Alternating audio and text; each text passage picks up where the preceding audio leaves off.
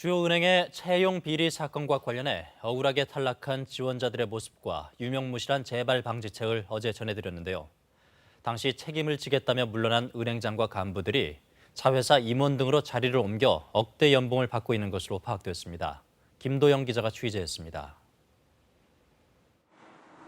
채용 비리에 대한 도의적 책임을 지겠다며 2017년 자리에서 물러난 이광구 당시 우리은행장. 올해 3월 대법원은 채용 비리가 인정된다며 2심과 같은 징역 8개월을 최종 선고했습니다.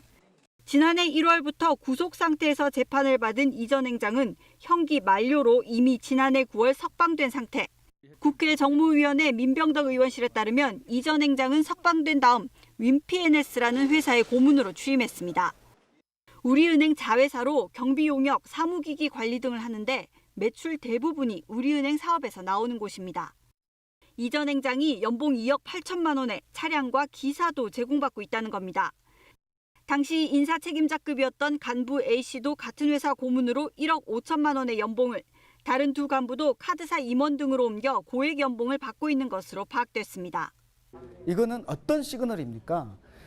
우리 그룹에서는 채용비리를 저질러도 우리가 뒷배를 봐준다. 이런 거 아닙니까? 그렇다면 결국 이 그룹에서는 채용비리에 대한 어떠한 반성도 없다는 겁니다. 채용 비리를 개인의 부정행위로 몰아가는 관행 때문이란 지적이 나옵니다. 이 은행은 공정하게 채용을 하는 곳인데 네가 이걸 방해해갖고 너를 처벌한다는 것이에요. 네, 그런 의미거든요.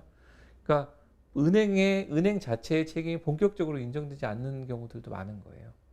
우리은행 측은 이 전 행장 등의 거취를 정확히 알 수 없어 입장을 밝히긴 곤란하며 다만 채용 과정에 문제가 없도록 절차를 모두 바꿨다고 밝혔습니다. KBS 뉴스 김도영입니다.